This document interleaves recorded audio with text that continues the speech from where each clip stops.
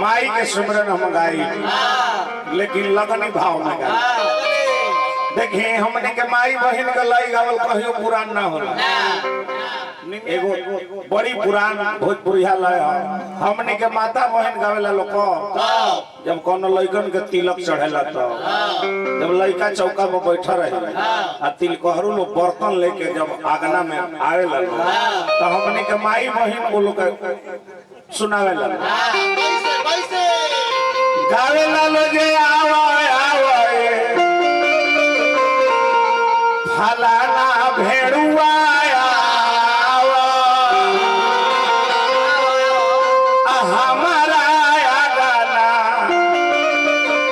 शोभा बढ़ावा। यही लड़के सहारे से तनी माई के सुमरन गाई। सोहे चंद्र बदना गोरे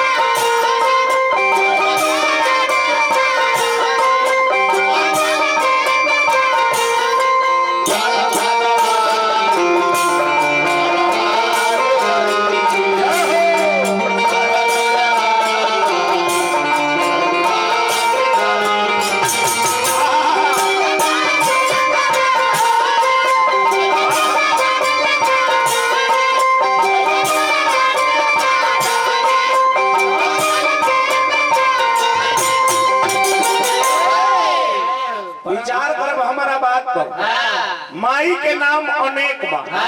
लेकिन शक्ति एक बा। कहीं कहाँ है हमने के नवरात्र में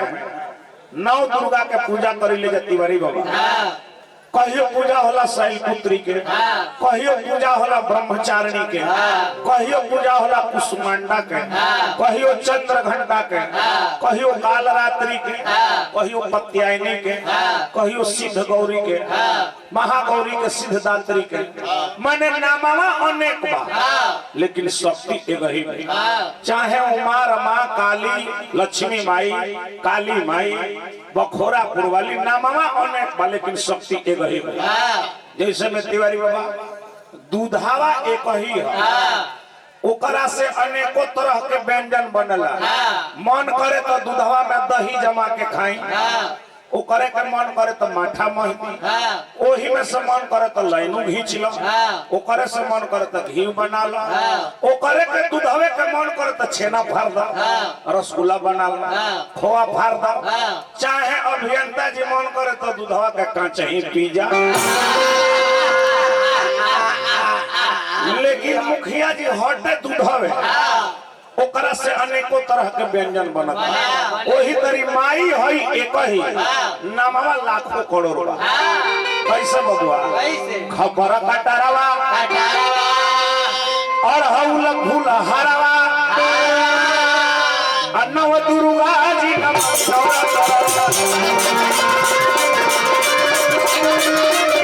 खबर कटरवा हौल फूल हरवा नव दुर्गा जी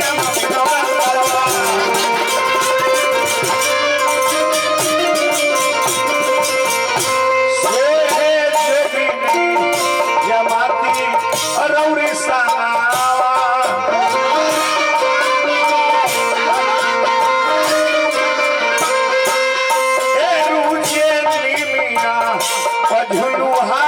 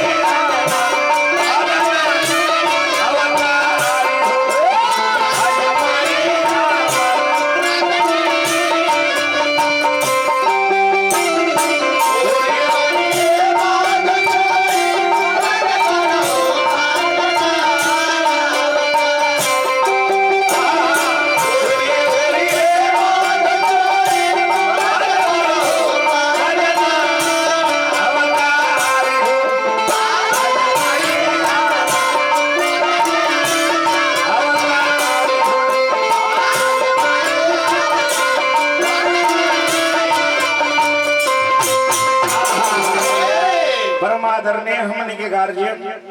पिता तुल्य बानी हमरा रमाशंकर तिवारी बाबा हमरा के देने हैं पुरस्कार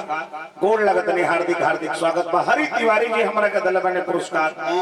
अतः हमरा लगा माला नहीं खाना तरह से बच्चा माला से स्वागत करती हार्दिक हार्दिक स्वागत। परम आदरणीय है हमारा मुन्ना भैया बहुत बहुत रुपया देने पुरस्कार। शाहपुर प्रखंड के बहुत चर्चित बहुत बड़ा समाज सेवी मुखिया जी परम आदरणीय हमने गिरिंगी तिवारी बाबा हार्दिक हार्दिक स्वागत करम अभिनंदन करम। रौरा मान सम्मान में हमरा के मिल रुपया आज खाली रवा बैठा रहे खाली रवा बैठा रहता नहीं तरह नाम पर हमरा के मिलता पैसा खाली रवा बैठा रहता अपन सपोर्टर भी रवा देख ले देखी रवा देवे के नहीं के ए तरी हम रवा का माना नहीं की कहले रवा मन करी त मने कुछ दिख सकता नहीं। गरीब के चहेता गरीब के नेता समाज सेवी रिंकू तिवारी मुखिया जी हजार हजार रुपया देने को झील दियो देरी मत करो ये रुपया में खातिर दिवाली के दिन बाप रे बाप आज हमने के पड़का ना छोड़ने ही जगह रुपया में कर देना अभियंता जी बम छोड़ो का कि छुरछुरी हार्दिक हार्दिक स्वागत बा पैसा जवन करा दे तिवारी बाबा घर से लगनी है चले तो मौगी से हम कहले ना रहे कि आज हमार प्रोग्राम सही बात कहता नहीं मैंने चुपे चोरी कि मैंने प्रोग्राम जब तैयारी होकर चल देनी है तो कने मौगी हो जाए कहाँ जाता नहीं तो मैंने जाता नहीं बड़े समन प्रोग्राम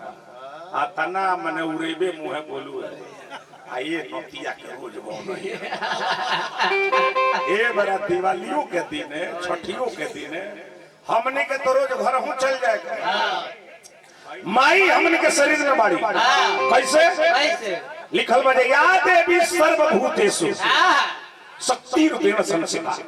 नमस्तस्यै नमस्तस्यै नमो नमः एक करा का भोजपुरी में समझी हमने के शरीर में माई बाड़ी कैसे जौन हमने में शक्ति भी उठे के शक्ति बोले के शक्ति बतियावे के शक्ति गावे के शक्ति सुते के शक्ति इस सब माई के कृपा हमने के शरीर में बा कैसे या देवी सर्वभूतेषु शक्ति रूपेण संस्थिता शक्ति के रूप में जौन हमने के शरीर में शक्ति भी अच्छा ई माई के शक्ति अब माई कहाँ रहेली लिखल बाजे हे माता तू हर एक भूत प्राणी में बाड़ू हमने के भूते के देख के रास्ता हमने के छोड़ दिए के हो तो फलाना जगह भूत रहेला विचार करो। कृष्ण भगवान कहते गीता में ईश्वर सर्वभूता हिते रता ईश्वर सभी भूतों में रत है। तुलसी बाबा लिखा था रामचरितमानस में कि ईश्वर सर्वभूत मोह रहे ईश्वर भूते प्राणी में रहे कि ना रहे तो हमने के शरीर में जब करंट बा बिजली के पावर बिजली के जैसे है यही बिजली के पावर से मन करे तो माइक बजा ले चाहे मन करो तो पंखा चला लो मन करो तो बोरिंग चला लो समरसेबुल चालू कर दो चाहे कपड़ा प्रेस कर लो ई करंट हो एक तरह से अनेकों तरह के काम होता बिजली से वही तरी माई के शक्ति हमने के शरीर में बा। अभियंता जी ये बिजली बुझाई कैसे ये करंट बुझाई कैसे दू गो चीज से या तो देखबा तो ना तो हाथ से छुईबा तो ए माई तस्व विष्णु आरौरा ब्रह्मा कयंबा अजय जगदम्बा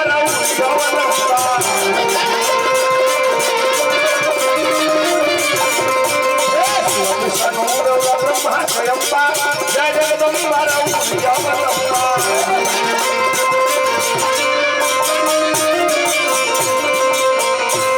आशा टूटी कथा